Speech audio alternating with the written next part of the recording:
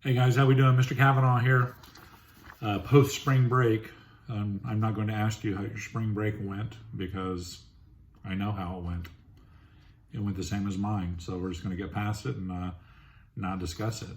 I do want to continue on though, going over the amendments we've been talking about before break. We talked about the 7 articles of the Constitution, and now we're getting into the Bill of Rights. So remember, the purpose of the Bill of Rights is to protect you from an overreaching government. They are specifically there to protect you. And as you know, the author of the Bill of Rights, as well as James Madison. So I'm going to pick back up. We left off, I believe, we finished with the 5th Amendment. Now we're going into the 6th Amendment to the Constitution. I want you to have these in your notes. I will be asking for picture verification to our Google Classroom page to make sure you have these in your notes. We will be having a test over the 7 articles and the Bill of Rights and certain other amendments when we finish, so pay close attention to these. 6th Amendment to the Constitution. You have a right to a speedy public jury trial. You also have the right to an attorney, to legal counsel. So for the 6th Amendment to the Constitution, you have the right to a speedy, which is a relative term. I mean, our legal system, it is not that speedy, I assure you. There is a backlog. Speedy is a relative term. Speedy, public, it is open to the public, jury trial, a jury of your peers. There may come a time that you will be called to participate in jury duty. So, right to a speedy public jury trial, and you have the right to an attorney. So when you do the 6th Amendment, when you have to put them back down, so 6th Amendment, just right to speedy public jury trial, right to an attorney. You have the right to legal representation. One of my favorite court cases in history is Gideon versus Wainwright, Clarence Gideon. I'm not going to go into the case, but the court case is just amazing. Look it up, Gideon versus Wainwright. So, can you act as your own attorney? Yes, you may. You may act as your own attorney. Don't do it, though. Even if you are an attorney and you need a lawyer, get another lawyer. Get a fresh set of eyes. Do not act as your own lawyer. There's an old saying that goes, he who represents himself has a fool for a client. He who represents himself has a fool for a client. So, but you may act as your own attorney if you'd like.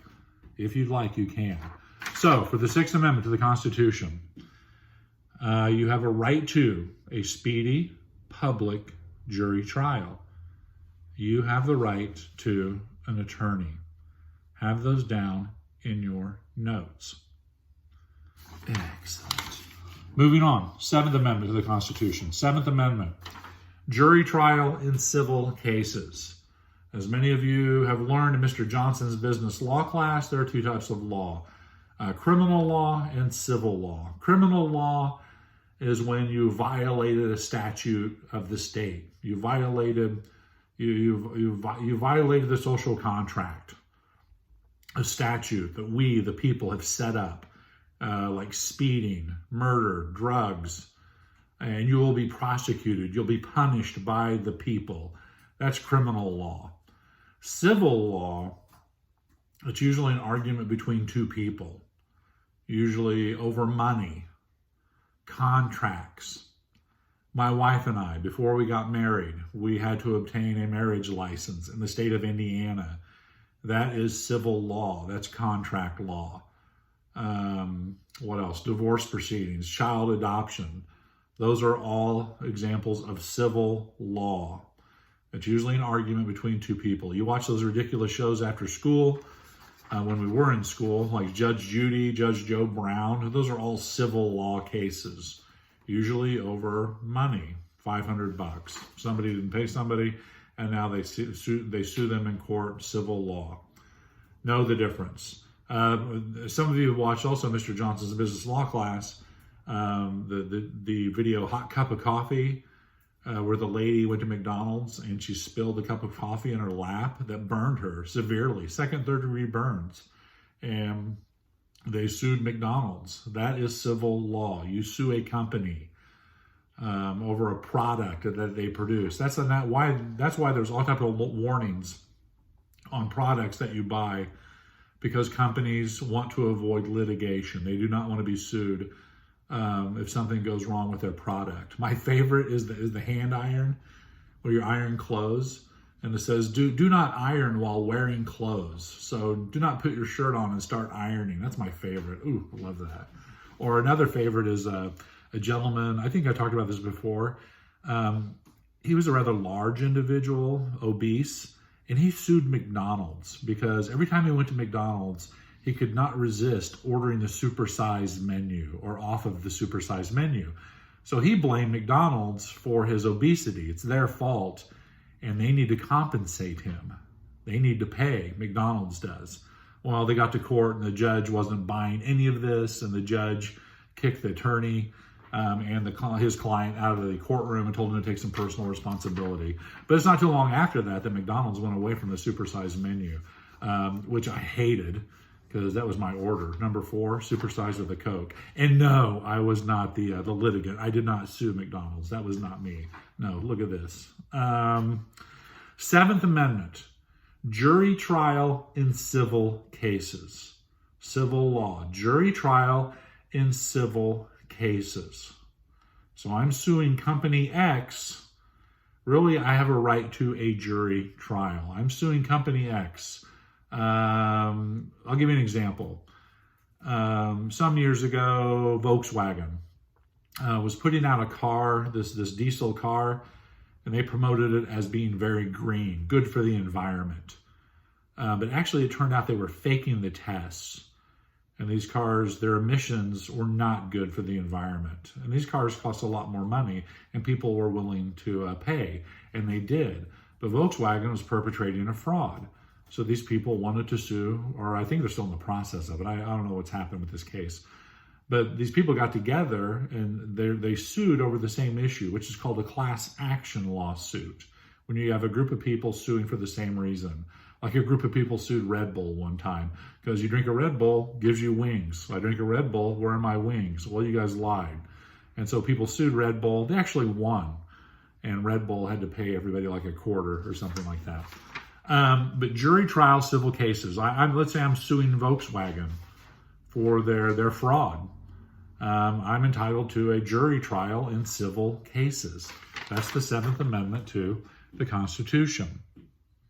Jury trial, civil cases. Civil law versus criminal law. Check out the video, Hot Cup of Coffee. Civil law between two people, usually over money, versus criminal law. So 7th Amendment, jury trial, civil cases. Speaking of hot cup of coffee, delicious, Starbucks. 8th Amendment. 8th Amendment to the Constitution. 8th Amendment. 8th Amendment. No excessive fines, there was just a unique court case out of Indiana that happened a couple of years ago under excessive fines, where a gentleman who was a drug dealer, he got arrested, but they went ahead and seized his Range Rover as well. And there was a big case over this. Actually went all the way to the Supreme Court. I'm not going to delve too much into the case because I can't recall the name of it. But they seized his Range Rover as well. He actually, when this was all over, he turned around and sued the state of Indiana and said that was an excessive fine because my Range Rover I bought legally through money that I was awarded through an insurance settlement. That was not ill-gotten. My Range Rover was not ill-gotten gain through my drug dealing, and you should have not seized it. And the court agreed with him and ordered the Range, which I think had been sold already, but they had to compensate him for the Range Rover because the court said that was an excessive fine, The biggie, though, for the 8th Amendment, which people are still debating heavily right now, is no cruel or unusual punishment. No cruel and unusual punishment. So that's the biggie for the 8th Amendment. Excessive fines, but the biggie, no cruel and unusual punishment. And we could spend all class, if we were together, debating, which we would, if the death penalty is cruel and unusual punishment. Should the death penalty be gone? 8th Amendment. Eighth Amendment, no excessive bail, and the biggie, no cruel and unusual punishment. Is the death penalty cruel and unusual? Actually, many legal scholars believe that within the next probably 10, 15, 20 years, the death penalty will be no more, that we'll get rid of it as a country. Many states have already done away with it, especially the advances in DNA evidence, and so many states have stopped using the death penalty altogether. So that's a big debate to have for another day when we're together. Which brings me to another topic. As I put in on your Google Classroom feed this morning, it looks as though we will not be returning to school this year as a class. The governor has ordered all public schools to be closed the rest of the year, which we will probably follow suit. I know decisions are in the works right now, but it looks as though we will not be returning to school. So I know that is tough for you seniors. There are many things that were coming up towards the end of the year that were very important to all of you and to the whole school, but especially you as seniors. And I'm very, very sorry that you will not get to experience them, and we will not be together as a class for the remainder of the year. It really does break my heart. It's terrible. But we will persevere. We'll go through this together. I know there'll be a tendency now to cut corners, but don't do it. We're going to continue on and go over stuff. This is stuff that you need to know. Your primary duty as a citizen is to be informed. So, but it is on you. I hope you keep your intellectual curiosity and an academic mindset as we go through this information, because more of it now is being fostered on you. But we'll work through this together. We're here together as a community. I do miss you guys terribly. If you want to say, hey, shoot me a text, shoot me an email, let me know what's up. If you have questions over this, get back to me as well. I'll be looking for these. I believe I posted in Google Classroom that I want a picture confirmation on your notes, I believe, on Thursday. Don't forget our new schedule.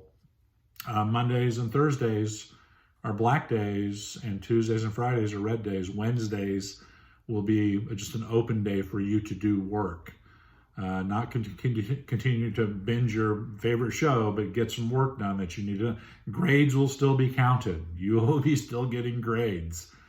So for some of you, if your grade was a little shaky, this is a unique opportunity to get that grade back up. So we will continue to take grades. So don't blow it off.